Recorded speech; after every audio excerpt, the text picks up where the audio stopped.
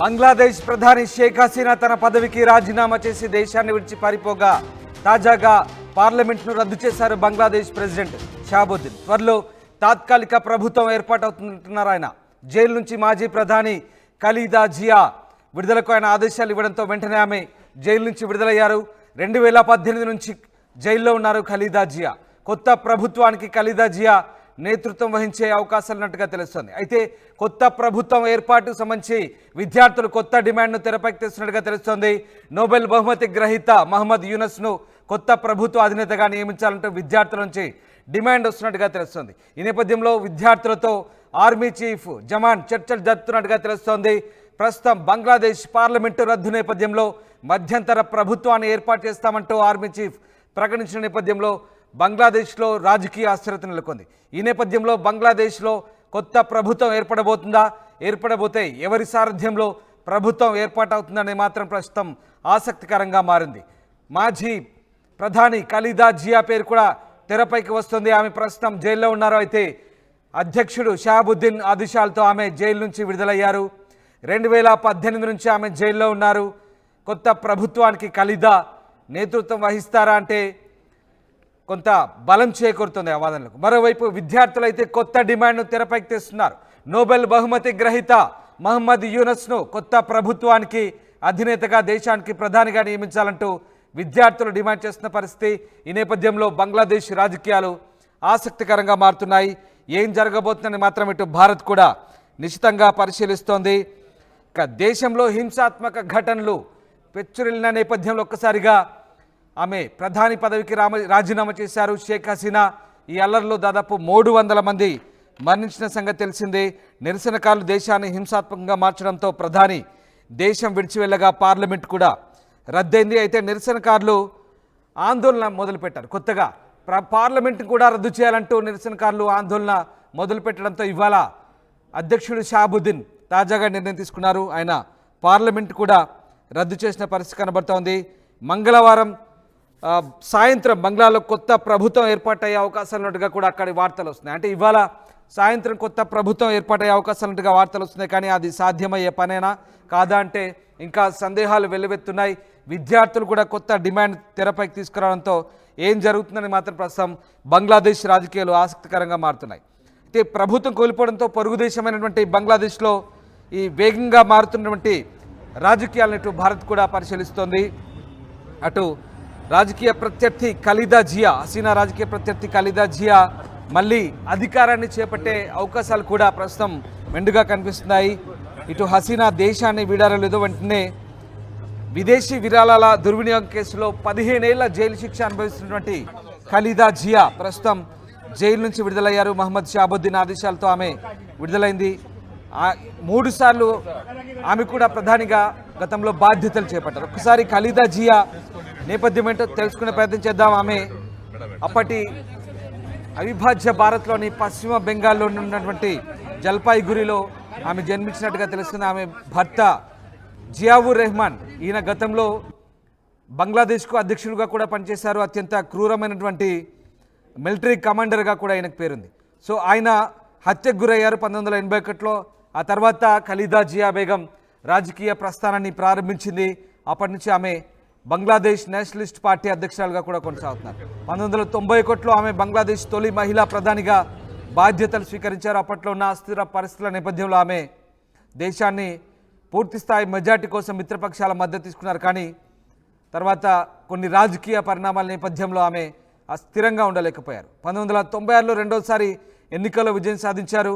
అయితే అక్రమాలు చోటు చేసుకోవడంతో ఒక్కసారిగా అప్పటి ప్రతిపక్ష పార్టీలు ఆమెపై అవిశ్వాసం పెట్టడంతో ఆమె గద్దె దిగిన పరిస్థితి. తర్వాత జరిగిన ఎన్నికల్లో అవామీ లీగ్ గెలుపొందింది. ఇక షేక్ హసీనాకు తిరుగు లేకుండా పోయింది. బంగ్లాదేశ్ జాతిపిత ముజిబుర్ రెహమాన్ కూతురు షేక్ హసీనా 2009 నుంచి నిరాటంకంగా బంగ్లాదేశ్ను పరిపాలిస్తున్నారు. ఆమె అప్పటికే 1996లో ఒకసారి అధ్యక్షురాలుగా ఉన్నారు. అంటే ఇప్పుడు 4 టర్ములు, అంతకంటే ముందు ఒకసారి దాదాపు 5 సార్లు ఆమె దేశ ప్రధానిగా బాధ్యతలు చేపట్టారు. కానీ దేశ ప్రజల్లో నెలకొన్న అసహనం, ముఖ్యంగా రిజర్వేషన్ల అంశం, దాంతోపాటు నిరుద్యోగం, దాంతోపాటు ఒక్కసారిగా రాజకీయ పార్టీల ఒత్తిళ్లు, ఇవన్నీ కలగలిపి షేక్ హసీనా పదవికి గండం తెచ్చాయి. అంతేకాదు ఏకంగా షేక్ హసీనా ప్రధాని పదవిని వదలడమే కాదు, ఒక్కసారిగా దేశంలో అశాంతి అల్లర్లు విధ్వంసం చేకూడడంతో ఒక్కసారిగా ఆమె ప్రధాని పదవిని వదిలి దేశాన్ని విడిచి పారిపోయే పరిస్థితి కూడా వచ్చింది. ఏకంగా ఆమె జాతిని ఉద్దేశించి ప్రసంగించేందుకు కూడా దేశ ఆర్మీ అవకాశం ఇవ్వని పరిస్థితి. ఆమెకు బహుశా కొద్ది సమయం మాత్రమే ఇచ్చారని సమాచారం. ఆ కొద్ది సమయంలోనే ఆమె దేశాన్ని విడిచి పారిపోయేందుకు నిర్ణయించుకున్నారు. కుటుంబ సభ్యుల ఒత్తిడి మేరకు ఆమె దేశాన్ని విడిచిపోయినట్టుగా కూడా తెలుస్తుంది. ప్రస్తుతం ఆమె భారత్ ఆశ్రయం పొందుతున్నారు. షేక్ హసీనా భారత్ ఆశ్రయం పొందుతున్నారు. అయితే అటు బంగ్లాదేశ్లో మాత్రం పరిస్థితులు వేగంగా మారుతున్నాయి. ప్రస్తుతం అస్థిరత ఉన్న పరిస్థితుల్లో కొత్త ప్రభుత్వ ఏర్పాటుకైతే ఇప్పటికే ఆర్మీ అలాగే దేశ అధ్యక్షుడు ప్రయత్నాలు మొదలుపెట్టారు. ఈ నేపథ్యంలో తాజాగా కొత్త ప్రభుత్వం, మధ్యంతర ప్రభుత్వం ఇవాళ రేపు ఏర్పడే పరిస్థితులు కనిపిస్తూ ఉన్నాయి.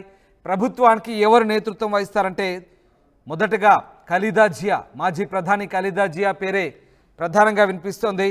ఆ తర్వాత నోబెల్ బహుమతి గ్రహీత యూనస్ పేరు కూడా వినిపిస్తుంది. అయితే ఎవరు ప్రభుత్వాధినేతగా నియమించబడతారు, ఏం జరగబోతుందని మాత్రం బంగ్లాదేశ్ రాజకీయాల్లో ప్రస్తుతం ఆసక్తిని రేపుతున్నాయి. 78 ఏళ్ల ఖలీదా జియా ప్రస్తుతానికి ఆమె అనారోగ్య సమస్యలతో కూడా బాధపడుతున్నట్టుగా తెలుస్తోంది. మరి ఆమె ప్రధాని బాధ్యతలు స్వీకరించిన తర్వాత ఆమెపై ఎలాంటి ఒత్తిళ్లు ఉంటాయి, దేశాన్ని ఇప్పుడున్న పరిస్థితుల్లో అశాంతి నెలకొన్నటువంటి బంగ్లాదేశ్లో ఉన్నటువంటి పరిస్థితుల నేపథ్యంలో ఏమాత్రం దేశాన్ని ముందుకు నడపగలుగుతారు, ఆమెకు ఎంత మేరకు సహకరిస్తాయి పరిస్థితులు, అలాగే దేశంలో నుండి రాజకీయ పక్షాలు ఏ రకంగా సహకరిస్తాయని మాత్రం ప్రశ్నార్థకంగా మారింది. మరోవైపు షేక్ హసీనా ప్రస్తుతానికి భారత్లోనే ఉన్నారు. ఆమె లండన్ ఆశ్రయం కూడా కోరుతున్నారు. కానీ లండన్ ఆమెకు ఆశ్రయం ఇస్తోందా, ఆమె భారత్లోనే మరికొన్నాళ్ళ పాటు ఉంటారని మాత్రం ఇంకా వేచి చూడాలి. హసీనాను దింపినటువంటి ఎయిర్క్రాఫ్ట్ C-130 ఎయిర్క్రాఫ్ట్ తిరిగి బంగ్లాదేశ్ వెళ్ళిపోయింది. అందులో 11 మంది మిలిటరీ కమాండర్లు తిరిగి బంగ్లాదేశ్ పయనమైనట్టుగా తెలుస్తుంది. హసీనా, ఆమె సోదరి షేక్ రెహనా ఇద్దరు మాత్రం భారత్లోనే ఉండిపోయారు. ఈ ఇద్దరికి ప్రస్తుతం ఇండియన్ ఎయిర్ బేస్ సమీపంలో భారత సైన్యం రక్షణ కల్పిస్తోంది. ఆమె భారత్లో అడుగుపెట్టినప్పటి నుంచి కూడా రఫేల్ యుద్ధ విమానాలు ఆమెకు పహార కాస్తూ ఇండియన్ ఎయిర్ బేస్కి వచ్చే వరకు కూడా ఆమెను రక్షణగా నిఘా వ్యవస్థ కూడా తోడ్పడ్డట్టుగా తెలుస్తోంది. అటు NSA అజిత్ దోబాల్ కూడా ఆమెతో సమావేశమయ్యారు. ఆమెకున్న పరిస్థితులను అడిగి తెలుసుకున్నారు. ఈ నేపథ్యంలో ఆయన ప్రధానికి కూడా తాజా పరిస్థితిని వివరించారు. ఈ నేపథ్యంలో భారత్లో ఈ పరిస్థితులన్నీ కూడా ప్రస్తుతం భారత్ పొరుగు దేశమైనటువంటి బంగ్లాదేశ్లో పరిస్థితులను నిశ్చితంగా ఎప్పటికప్పుడు గమనిస్తోంది. సరిహద్దులో భద్రతను పెంచింది. నిన్నంతా కూడా హై లెవెల్ కమిటీలో సమావేశమయ్యారు. దీనికి సంబంధించిన డిస్కషన్ కూడా జరిగింది. ఇదంతా ఒక ఎత్తు. బట్ అక్కడ బంగ్లాదేశ్లో పార్లమెంట్ అయితే రద్దయింది. పార్లమెంట్ను బంగ్లా ప్రెసిడెంట్ షాబుద్దీన్ అయితే ప్రస్తుతం విద్యార్థుల నుంచి వస్తున్న ఒత్తిడి మేరకు ప్రస్తుతానికి పార్లమెంట్ రద్దు చేశారు. మరి కొత్త ప్రభుత్వం ఏర్పడేదాకా బంగ్లాదేశ్లోనైతే రాజకీయ అస్థిరత ఉండబోతుంది. అశాంతి అయితే నెలకొంది. నిన్నంతా చూసాం విద్యార్థులు అలాగే ఆందోళనకారుల ముసుగులో కొంతమంది విధ్వంసకారులు పార్లమెంటును అలాగే ప్రధాని నివాసాన్ని పూర్తిగా విధ్వంసం సృష్టించారు. అల్లరి చిల్లరిగా చేసిన పరిస్థితి దేశం కాదు ప్రపంచ దృష్టిని ఆ దృశ్యాలన్నీ కూడా నిన్నంతా కూడా వైరల్గా మారాయి, ప్రపంచ దృష్టిలో వెళ్ళింది. ఈ నేపథ్యంలో మళ్ళీ బంగ్లాదేశ్లో సుస్థిరమైన పాలన ఏర్పడాలంటే కొంత సమయం పడే అవకాశం ఉంది. ఆర్మీ ప్రజలకు ఆందోళనకారులు విజ్ఞప్తి చేస్తుంది శాంతియుతంగా మెలగమని. సో ఇప్పటికైతే ప్రస్తుతానికి బంగ్లాదేశ్లో కొత్త